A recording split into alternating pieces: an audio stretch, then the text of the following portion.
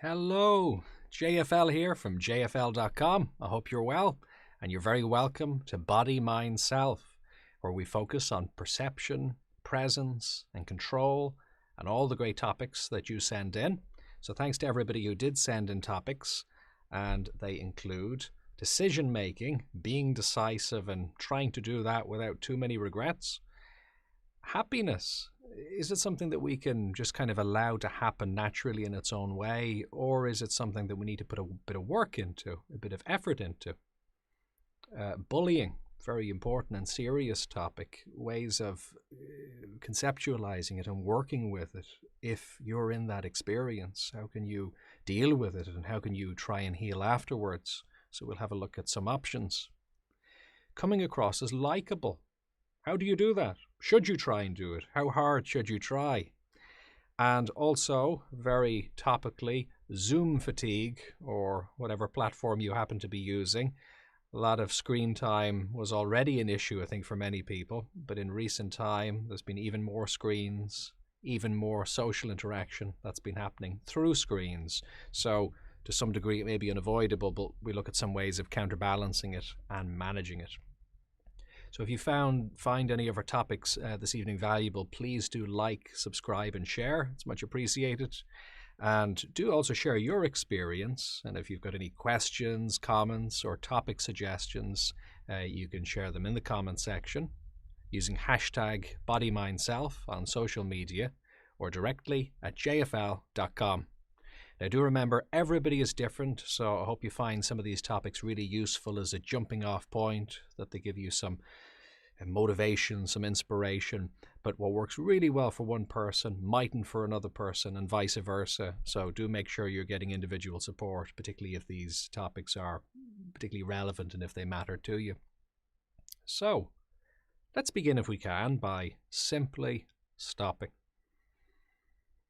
Just amid the busyness of day-to-day life, you may well be pursuing things that are really important. But sometimes that's part of the problem. Because those things are important, they start to consume us and occupy a lot of our attention. And it's not that we don't want to achieve them, but sometimes you need to kind of step back in order to step forward and just have a little bit of breathing space. So just give yourself a little bit of that room if you would. And if you're busy, if you don't have a spare moment right now, not a problem. You can come back to it at a later point. But if you do have a moment, you might like to just take the opportunity to stop. Let your shoulders relax a little bit. And just to enjoy a nice deep breath in. Just allowing your breathing to relax.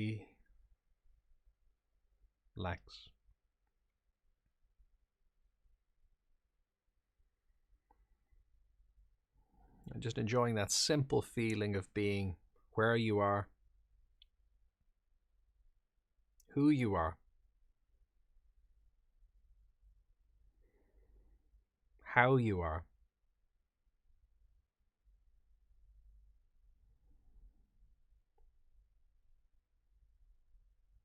Just a little bit of room to stop and to breathe and connect with things that are incredibly important, but that we tend to just take for granted because they're so important.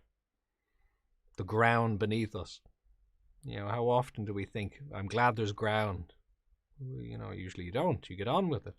And that's fair enough. You wouldn't want to be thinking about that the whole time, but you can feel grounded by that ground and really feel supported by it. The air that you're breathing, the light that you have that allows you to see, or your capacity to hear, or your capacity to touch or feel.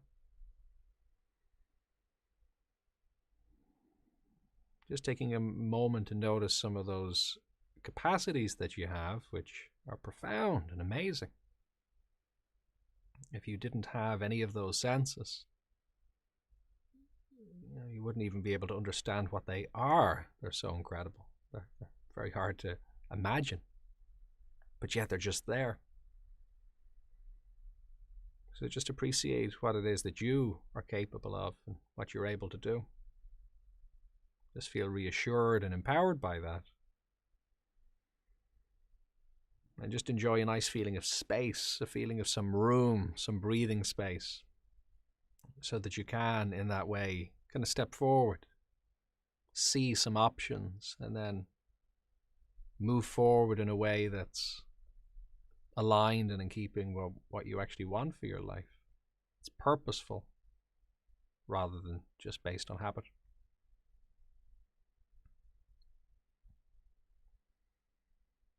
All right, so let's have a look at our first topic.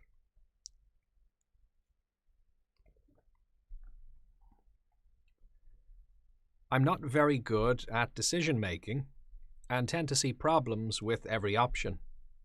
My mind conjures up all sorts of scenarios as to what could go wrong. How can I be more decisive, but not regret my decisions later? So that is an important distinction. In a sense, you could say it's not too hard to be decisive. You just choose something, do it randomly, flip a coin if you want, go with the first thing that comes to mind. So being decisive, maybe even impulsive, it's not that that's necessarily hard to do. We may have a habit of doing that, we may not, but I think most people get the idea of what that would involve. But of course, it's more that we don't allow ourselves to do that because we think, well, what could go wrong? What are the consequences? And those consequences then come forward, and we start to imagine them, and they seem painful, and that makes us think, oh, well, that's not the path to take. And then maybe you think of another path, but again, the mind brings you forward. It paints a scenario of what could go wrong, and you think, well, I don't like the look of that either. So you pull back from that path. So the problem is to the degree that you're a creative and intelligent person, and to the degree that you value your own safety, when you put imagination and risk management together, you can easily see problems with just about every option. And so that can make decision making a little bit tricky.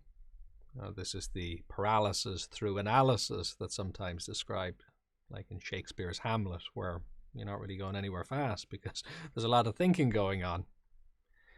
So this is tricky because it comes from a good place. This tends to be the problem. With any persistent difficulties, it's usually because there's some kind of core element of safety or protection or well-meaning to it. If it was purely destructive, it probably wouldn't be there. It can be destructive, but based on good intentions. That's the kind of thing that can often happen.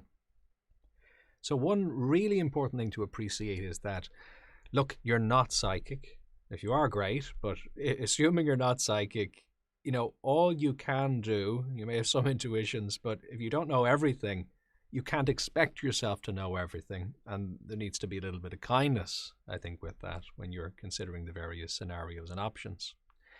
And sometimes that's the problem. We hold ourselves to such a high standard of making good calls that nobody could really expect us to do that. Now, you might say, okay, fair enough, but maybe I'd rather just keep things the way they are. I'm afraid to make a decision. But leaving things the way they are is a decision of sorts as well. So that's kind of the problem. Whether we like it or not, we're steering. We do have this leadership role we're playing in our life. It's not so much that you should do it. It's more that you already are. And that's where things can get kind of tricky. So that can sound like a bit of pressure, but a useful strategy, I think, when you're looking at different options that are available to you, different paths that you might take. Well, one thing is that you can appreciate that some of these matter more than others. So to the degree that it is something very significant, that's irreversible, that is maybe going to cost a lot in terms of time, energy, money, emotion, whatever it might be, fair enough. You're probably going to want to put a bit of work into that, maybe get some advice from other people, maybe really map it out and reflect on it a bit more. So that's one useful strategy, is to be a bit more proportional in the way you approach it. So with the less significant things, try being a bit more experimental with that maybe and see how that works for you. That's kind of a safer place to test it. But then with the bigger things, do put a bit more energy into them. But by energy, I don't mean just getting caught up in them and lost in them. Instead, it's more being a little bit strategic, a little bit systematic. So your pen and paper is often a good option here, or using your device, or however you want to do it, but externalizing it in a way so you can see it in front of you. It's like playing a game of chess. There's a reason why chess players use a chessboard while playing chess, isn't it? It shows you where the pieces are. Now, you still have to use your imagination, because you got to think about where those pieces could go and some of the options. So the game of chess is very skilled and requires incredible capacity to imagine, to visualize. But you've got a head start because at least you have the board from which to visualize or imagine from. You don't just start with nothing. That'd be very hard to kind of keep track of what's going on. You've got some scaffolding in a way to be able to build out from. So choosing your battles to some degree can be good here. Not so much attention if it's something smaller, a bit more if it's something bigger, but being a bit strategic and, preferably writing it down. And considering, I think a nice approach here is to have this idea of looking for the least worst option. I'm a big fan of the least worst option, because what the least worst option is kind of a compromise form of decision making where you appreciate the importance of being a bit decisive and making calls sometimes, but without this immense pressure to always make it work out perfectly. Truthfully, there's probably going to be disadvantages to just about any decision that you could make. Your hope is that there are fewer disadvantages to decision A than decision B, C, D, E, or F. So that's all you can really hope for. Do you know that for certain? No, you don't. There can be unexpected costs, but there could be unexpected costs with any option that you take. So you can't be expected to foretell the future here, but you can just look at the primary options available to you. You can say, okay, what's likely to be the least worst option here when you weigh them up against each other, and then kind of get on with it, really. You can do no more than that. Now, there can also be unexpected benefits, and this is the interesting thing, because even when a path doesn't quite work out the way we would think it would, that can open up other possibilities.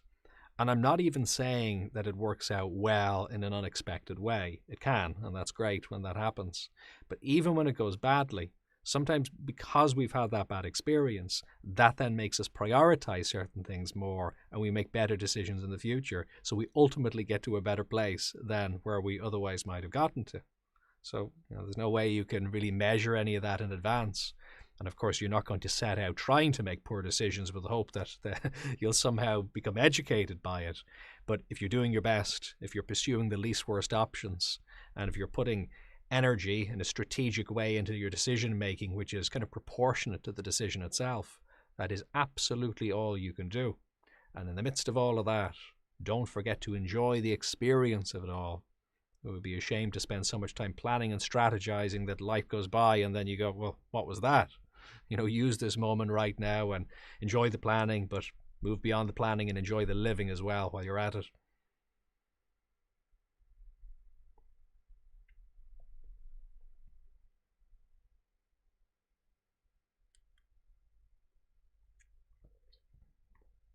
Over the comments. Hi, Patricia. How are you doing? Hope you're well. If anybody has questions, comments, do feel free to keep them coming. Send them in. Okay, this is an interesting one. Is being yourself enough to be happy?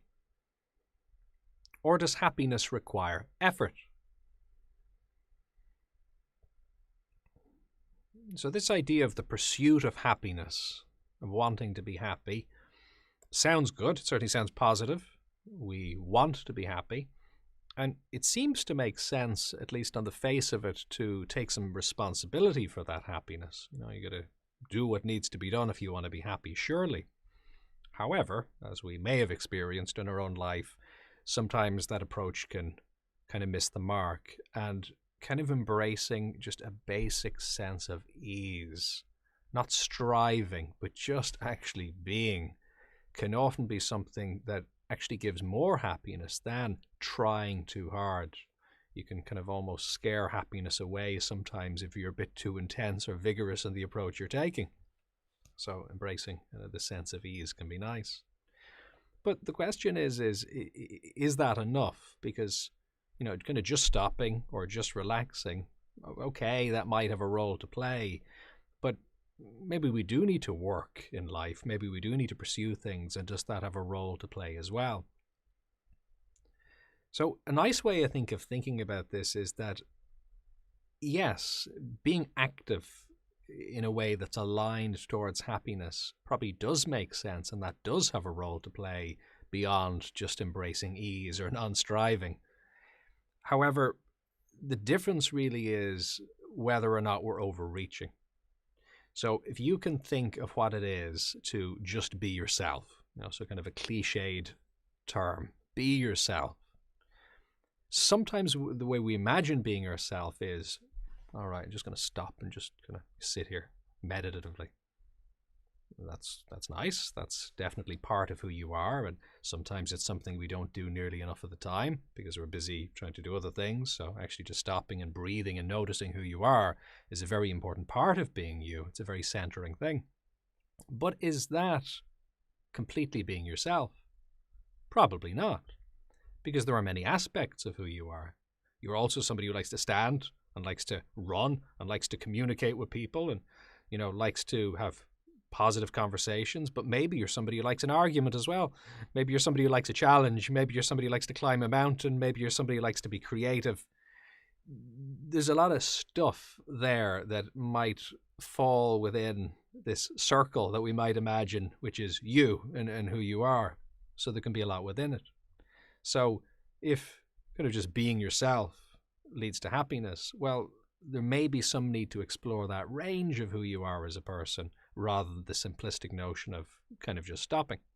Now, one thing stopping has, which is maybe an advantage over some of the other things, is sometimes when you stop and disengage a little bit more, you will actually see who you are a little bit more broadly. Because sometimes when we're very actively engaged in one thing or another, we're kind of in that gear and we don't notice the other gears. Although you could probably argue that point too, because there's a sense that being very active kind of makes you appreciate stopping a little bit more. So, they're sort of interconnected. But there definitely is something special about kind of stopping and broadening your awareness rather than just that active mode of day-to-day life. So it would be important to have that as like in a gearbox. That's kind of the neutral in a way. All the gears have value, all very useful, but being able to get back into neutral, is rather helpful. And you're moving through neutral as you're changing gear. It's kind of a center point.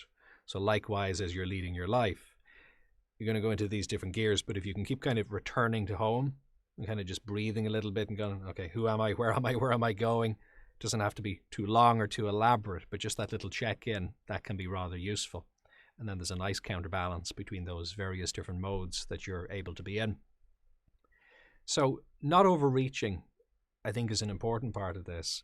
And satisfaction comes very often by engaging in living in a way that is being consistent with your nature. So that involves not overreaching, which would result in strain, but also not underreaching as well. Because if you're just stopping, rather than stopping and noticing who you are and then exploring who you are a little bit more, then you're probably underreaching a bit, and that's not going to feel too satisfying.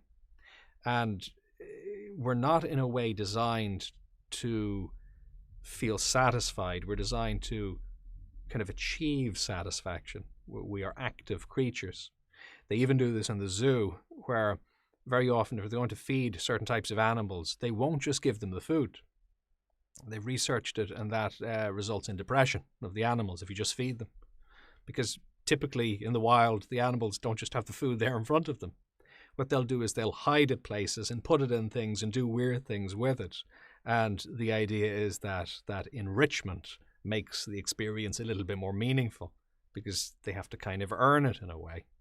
Now, there's a fine line, of course, to be found there where it becomes torture at a certain point and then it becomes boring on the other end of the spectrum. So I think we're looking for something similar as well. Who are you? What are you capable of? What are some of those capacities that you have? If you have business abilities, if you're a good singer, if you have creative abilities, if you're a great artist, with that painting that you're going to paint, you don't want to just sit there and not do anything.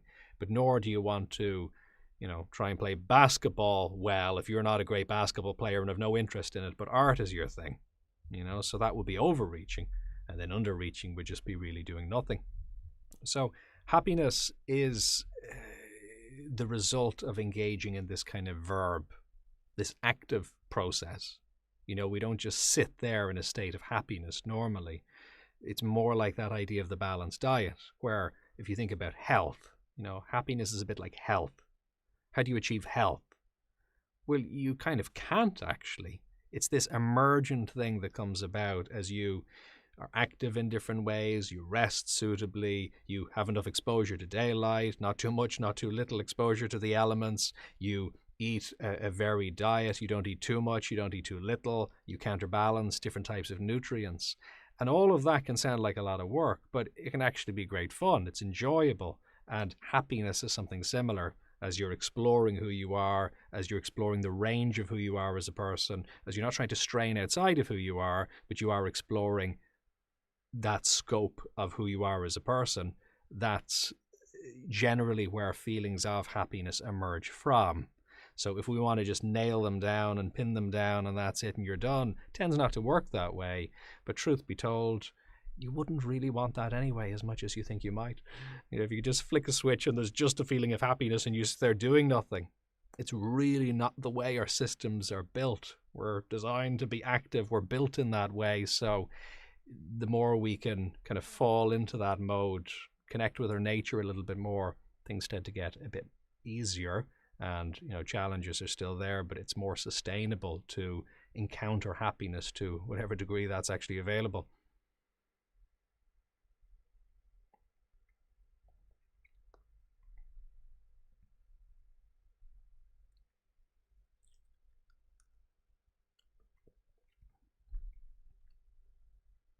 Do you have any advice on how victims of bullying can deal with it, or at least how to minimize the impact of it and heal afterwards?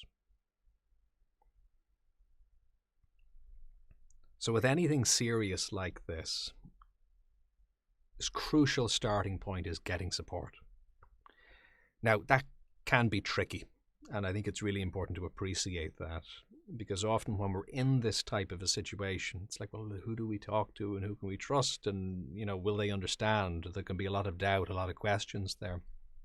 But a fundamental critical thing to appreciate is that there are people that absolutely care and will do everything they can to help. That's just a fundamental starting point, to just know that and to believe that very, very strongly. Now, again, that still doesn't mean that there isn't sometimes a bit of work to find those paths and to find those people. But at least if you know that to be the case, then you can be strong enough to go on that path and to try and check in and find that support.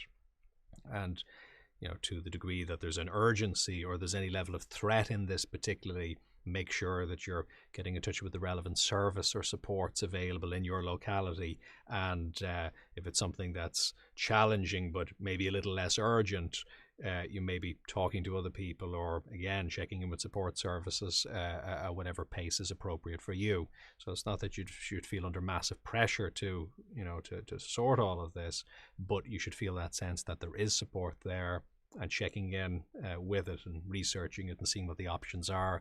There's good support groups, there's online services, we're available in person as well, and it's really important to avail of that support. So on a personal level, when you're in that situation, what do you do before, during, or after?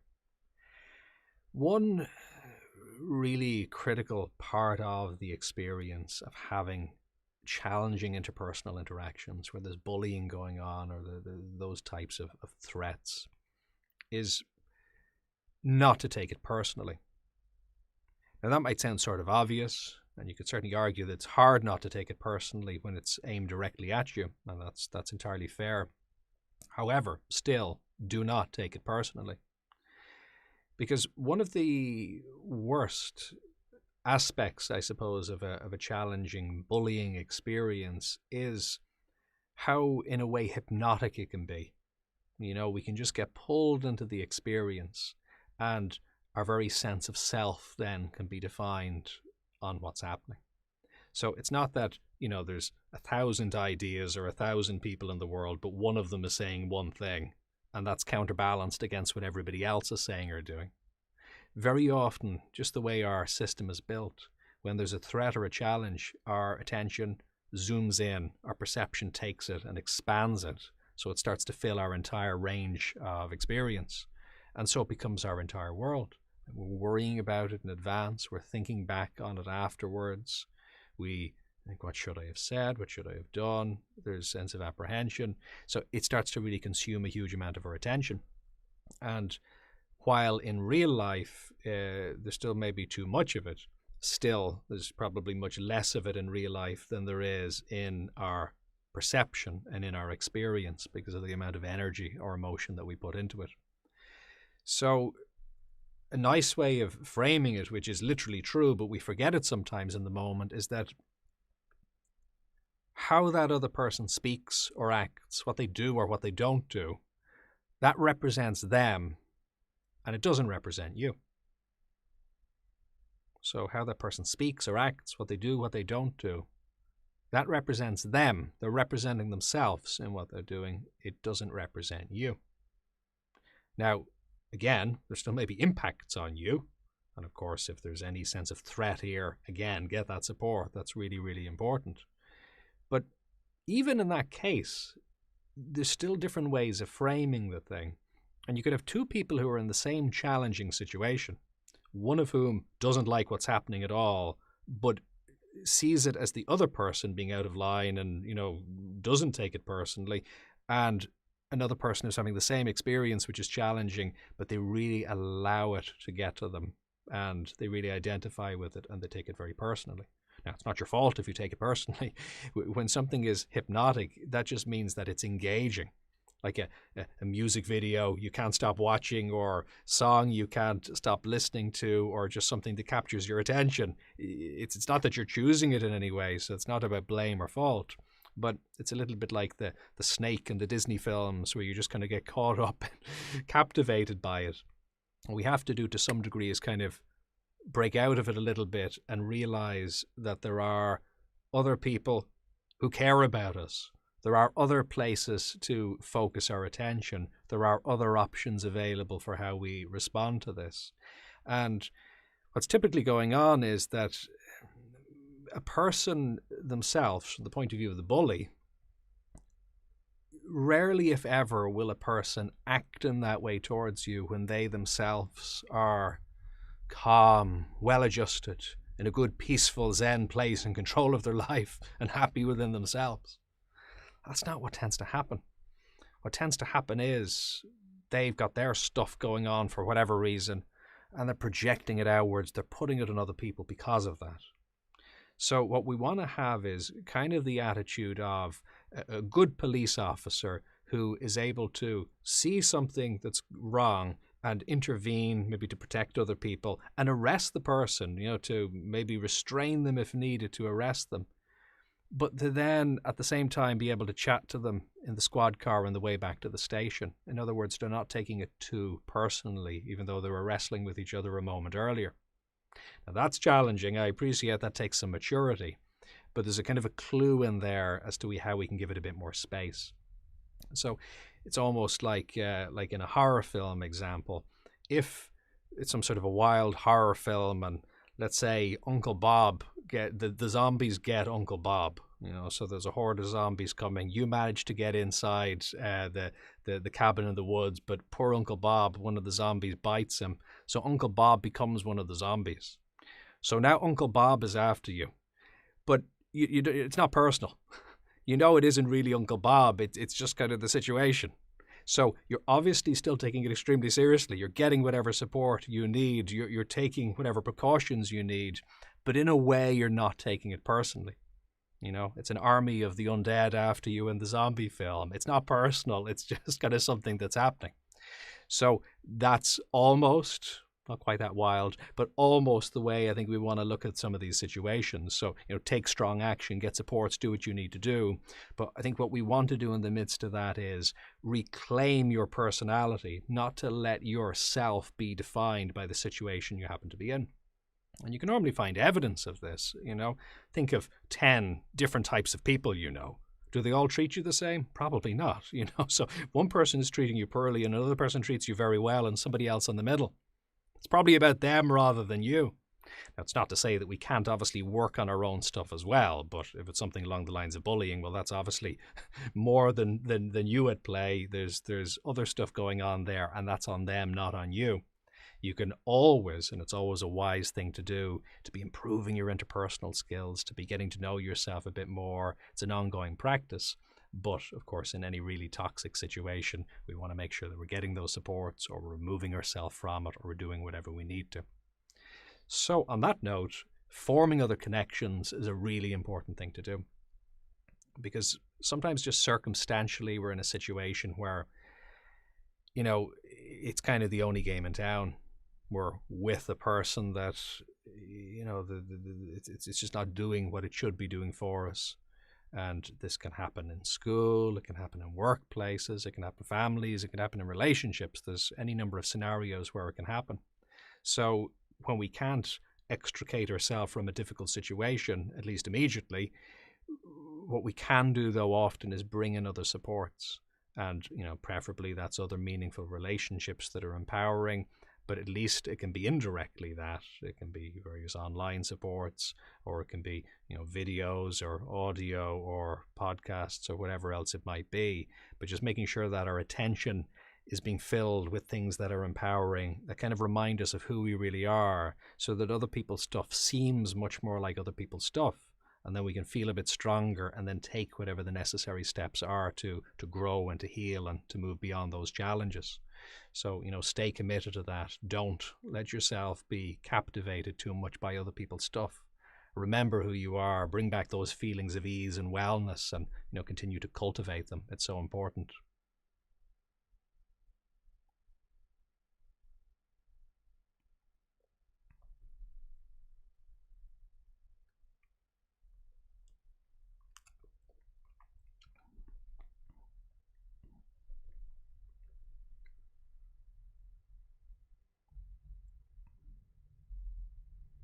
How can I come across as being more likable?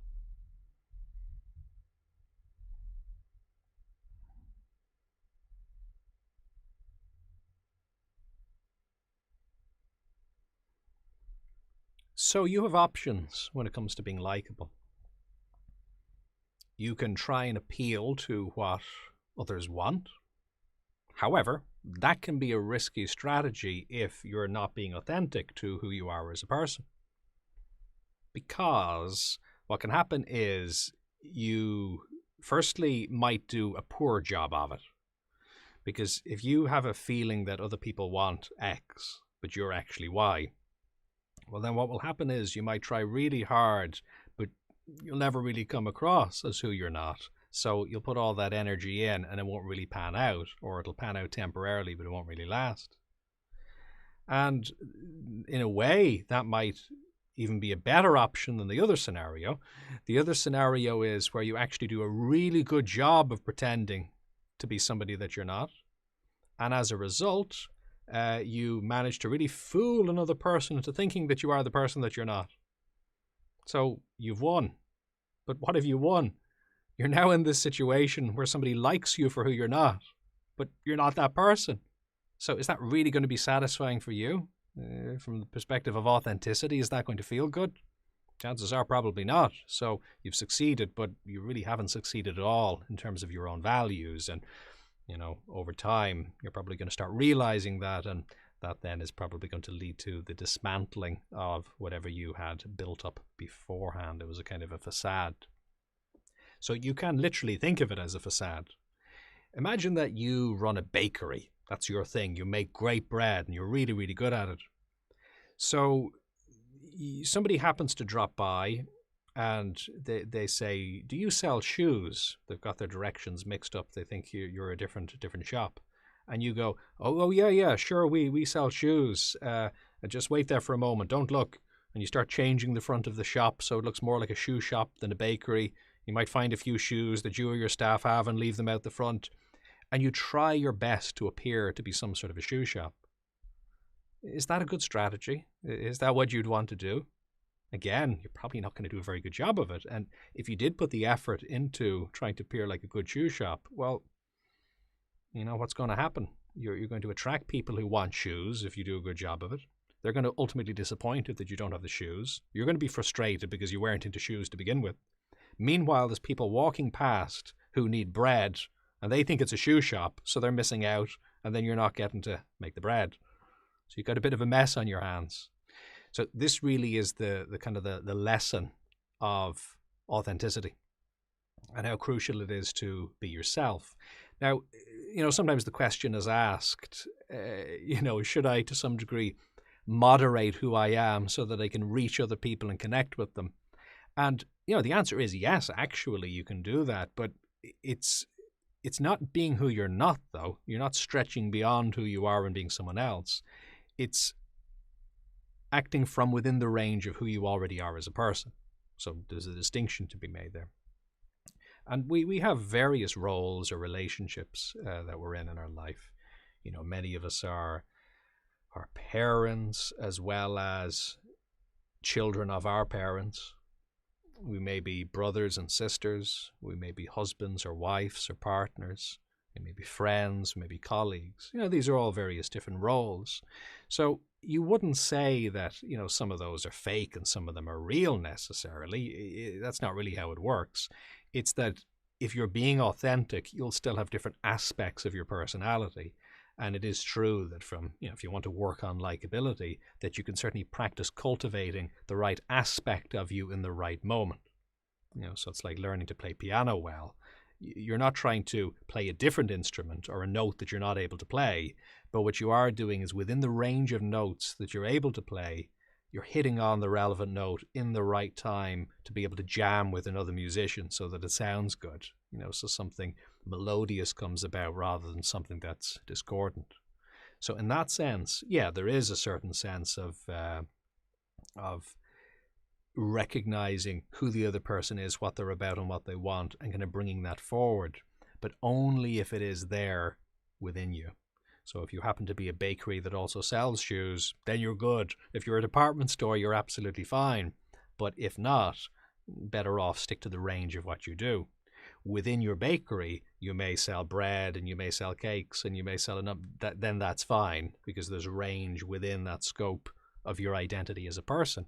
So that's going to feel good for you and it's going to feel sustainable.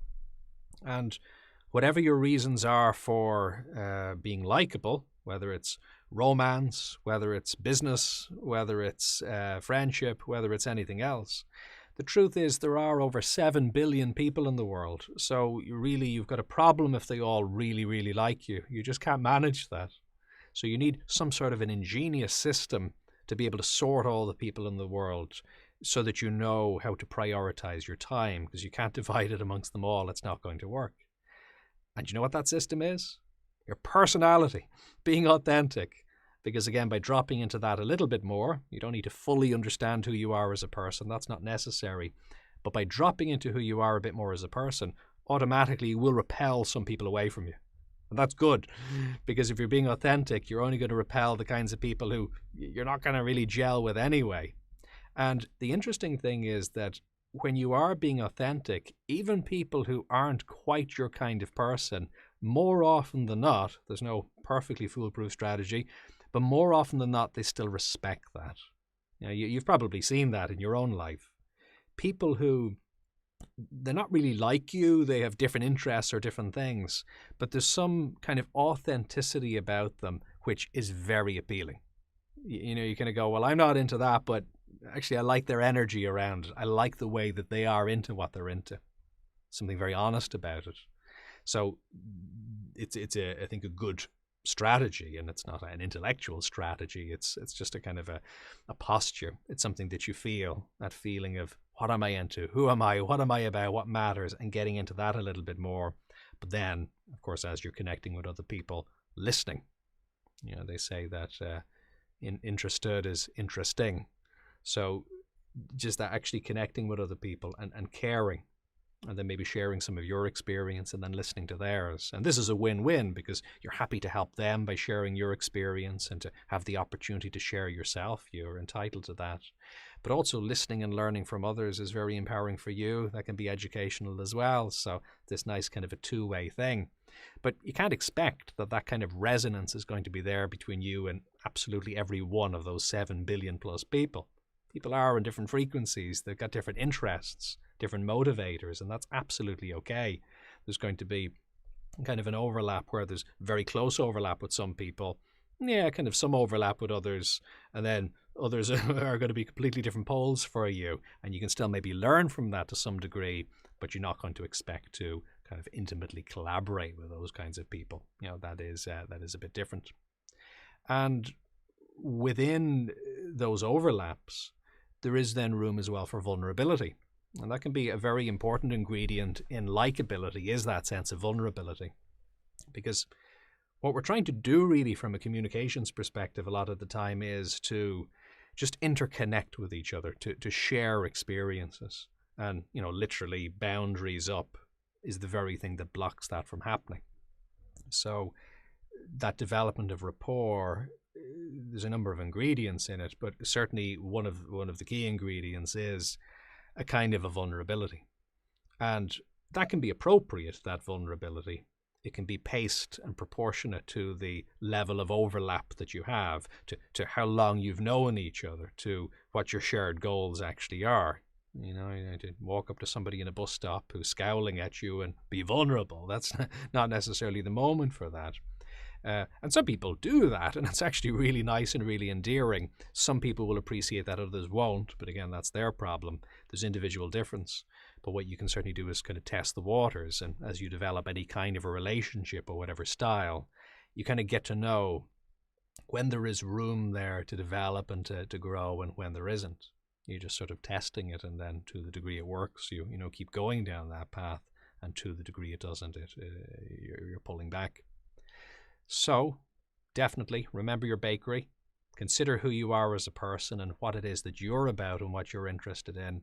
And then that will give you clues as to who your ideal customer is, who the kinds of people are that you're likely to connect with to some degree. And then by all means, reach out to them. By all means, take aspects of yourself and maybe draw on those a little bit more, but only aspects of who you are. You're not pretending to sell shoes just for the sake of getting people in the door. They say sometimes that in business, your job is to scare away everybody who isn't your ideal customer. And that's good business. So you don't actually have to focus on terrifying people, but the idea is just to have that draw towards the essence or the core of what you do. Because if you're focused on that, then you just tend to draw those people in. You tend to present that, communicate it, you speak that way. You kind of give out the kind of vibes that those kinds of people like. And the likability just sort of naturally happens then as a result of that.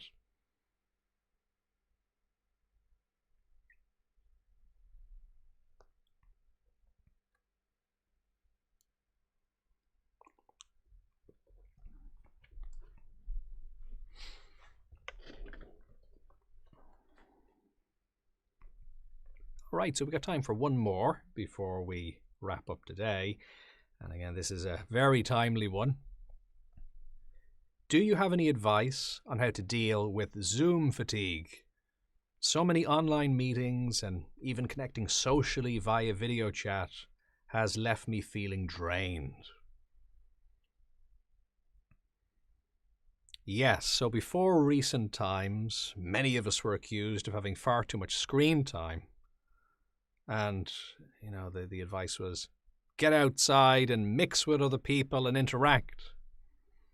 And then, of course, what happened? We were told, don't go outside, don't mix, don't interact, stay indoors. Use screen time if you need to. So it's definitely a shift, kind of mixed signals in terms of our system and what it's used to and what its expectations were. And there's no doubt that just being passive in and of itself has problems. If you're just sitting down a lot versus getting up and moving around, that has problems. And, it's not that screens are evil or anything, but yeah, definitely that we want to have them only as part of a balanced diet. It's important to be able to look into the distance and to connect in real life and to do all of that other good stuff as well with some sense of balance. So that's the first point, I think, with this, that when there is that fatigue or exhaustion and using online video chat or any other amount of screen time, that's entirely understandable. That's, a very human experience, and it's really good that you're noticing that. So the key thing is to be able to counterbalance it. Now, depending on where you are and when this is and what's happening, there are different possibilities of activity, different restrictions, different things going on. So, of course, this is going to vary, varies day to day, week to week. So much change in this area. But the point is, there's always going to be options. And when you arrange meetings, whether it's for work or whether it's socially or anything else online, do that, enjoy it. But then do make sure that you're counterbalancing it. You don't want to be exhausted from all those video chats, so therefore you're not then actually getting out and moving to some degree. That's really, really important. And again, you may be limited as to where you can go and what you can do and how social it can be. But there still are options, and in many cases, quite a few options. So maybe sit down and put together a list of what those options actually are. Where are the places that you can go? Where's some nature that you can get? If it's winter in particular, making sure that you're getting some daylight so that that's helpful for you, and making sure that your system is kind of being reset in that way rather than just being indoors and, kind of getting caught up in that momentum.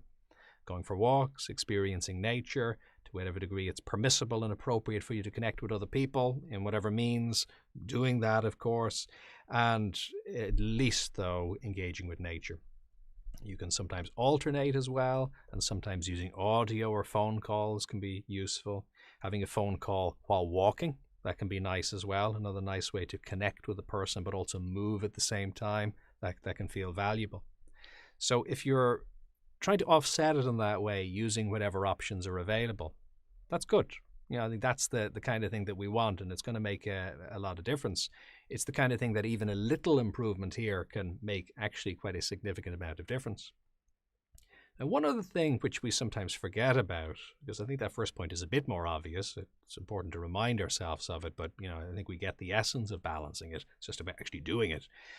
But the other thing we sometimes forget about, and I think this often happens because many of us have been thrust into online communication, particularly via things like video or whatever else, is that if you are doing this quite a bit, there's a real question of ergonomics that comes with it.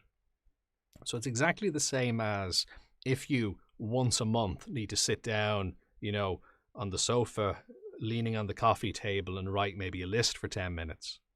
That doesn't really matter. It's not going to be too significant. However, if you're working from home and you were trying to lean over the coffee table and actually do a day's work from there, that is not going to work. The strain that's going to be there in your body, just mindset-wise, mood-wise, it isn't going to work at all.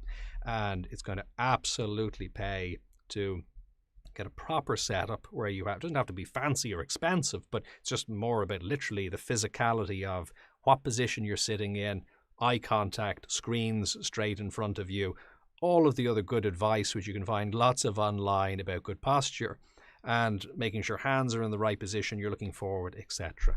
Massive, because if you think about how many minutes or hours there are in the day, a little bit of tension is adding up over that period of time, and that makes a massive difference. So I think we kind of get that to some degree when it comes to furniture and setup and things like that too. But remember, from an audio-visual standpoint as well, if you're doing a good bit of online communication, it's worth making sure that you're set up with your camera and your microphone, your speakers, your earphones, or whatever you're using. It's worth putting a little bit of time into that. And this doesn't tend to involve expensive equipment as much. It tends to more just involve making sure that things are actually set up and optimized well. So if you're leaning over as you're trying to make eye contact, if you're trying to hold a device while communicating, sometimes the webcams and laptops can be kind of at weird angles, or one of the huge issues is your microphone, of course, is important for the other person, but being able to listen and speak comfortably.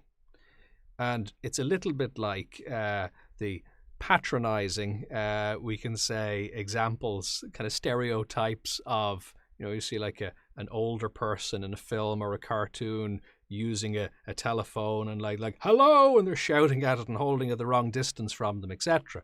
Now again, patronizing, I'm sure not true of any of my viewers who are a little bit older in age, not the case in real life, but the stereotype. Well, the funny thing is, I think many of us are like that with video chat. We're roaring at the thing and we're straining to hear because the volume isn't right, etc. So I'm not saying you can perfectly get this adjusted, because of course it does take two to tango. You do kind of need the other person to some degree have their setup sorted. But if you have good audio, maybe because you're wearing earphones or headphones and you can hear a little bit more clearly, so you're not straining to listen to a tinny speaker on a laptop, which is hard to hear, that's going to be so much easier and more relaxing on your system. And the other thing is, if you can have a microphone which is a little bit closer to you, minimizing background noise where possible, really, really good. And for the most part, again, you may need to test the technology, just do it with a friend or a family member, or if you have another device, you can just see what it looks like, or, try it. But a lot of the time, what we forget is that you can stop and you can speak softly and you can just be a little bit more. Because sometimes the problem isn't the video connection or the audio connection. It's the fact that we're literally tensing for some reason while trying to deliver our communication on it, which is true, I think, of any platform that we don't spend a lot of time on. We just, for whatever reason, get a bit tense about using it. So it's important to realize that it doesn't need to be that way. And you can actually relax a little bit more. If you're not sure, test it. Try recording it or test call with somebody else. And just kind of lowering the tone and the pace of the whole thing. Giving a little bit more breathing room can make a big difference. And it feels nice in the moment, but if you add up that space or that even silence, that speaking a little bit more softly, if you add that up over the course of maybe hours of video calls, if you're doing a lot of this kind of thing, that can make a pretty significant difference. So there isn't as much tension then, so then you don't need to counterbalance it as much in other ways. Now, still keep counterbalancing it. That is important, that you're getting out and connecting in other ways wherever possible. But, you can see that you've got a strategy then of both prevention and cure, which can go some ways to making things a bit better. And hopefully it's all temporary. Hopefully in the not so distant future, we're in a situation where we're actually getting the best of both. We've got that in-person connection when it's helpful and when that's the right thing to do and when that's what you want, when it's fulfilling.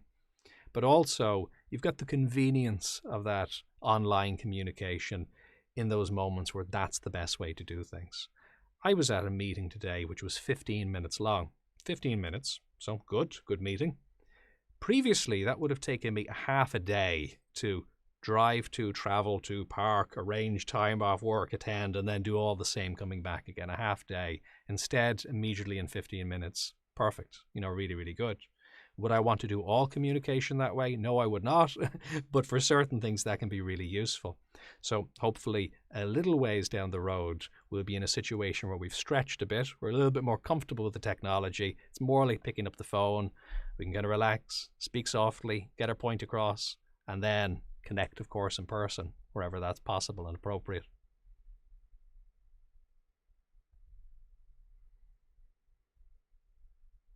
All right, so those are our topics for today. Thank you so much to everybody who sent them in. And let's take a moment then, if we can, to just draw some of that together to reinforce it a little bit more. So if you have a moment right now, great. Otherwise, don't worry. You can do this at a later point. But you might want to just stop and enjoy a nice deep breath in.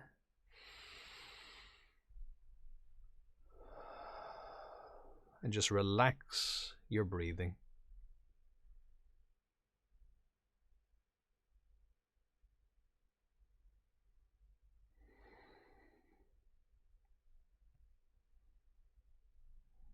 And just enjoying now a simple feeling of space, of room, to be who you are and how you are.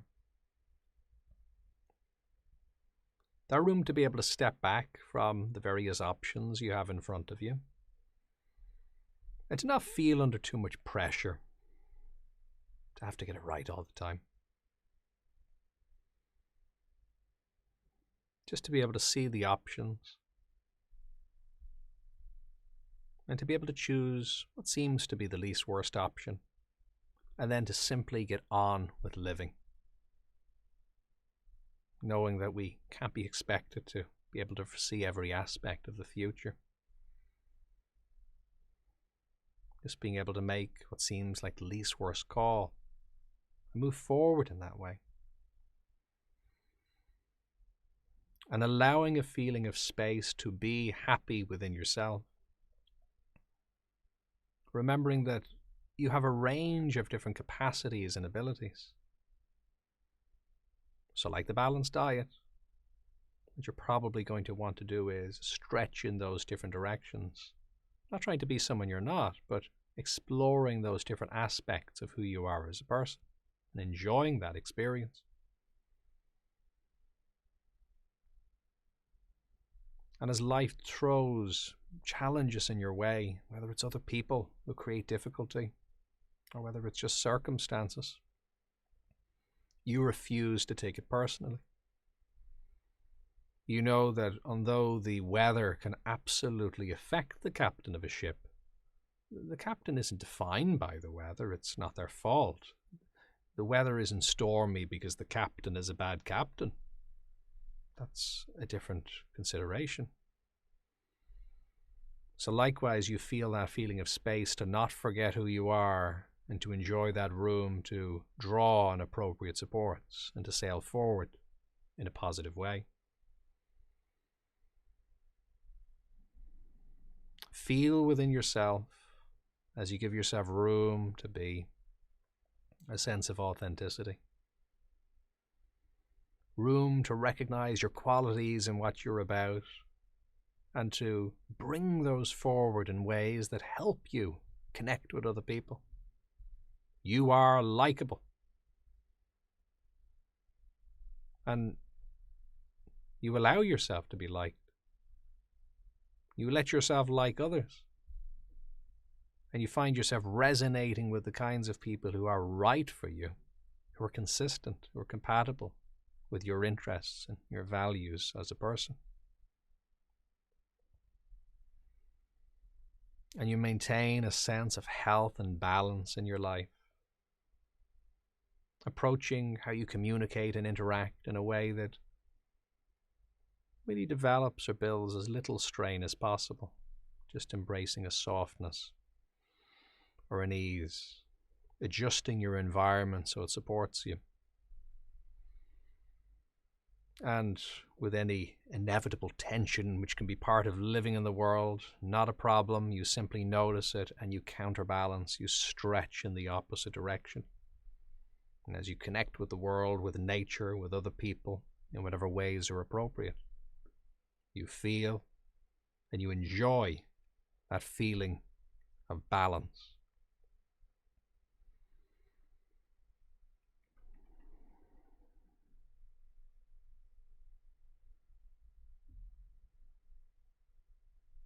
And as those feelings resonate within you, just feel that pleasant feeling now of bringing your awareness, your conscious attention back to this moment, right now, and breathing in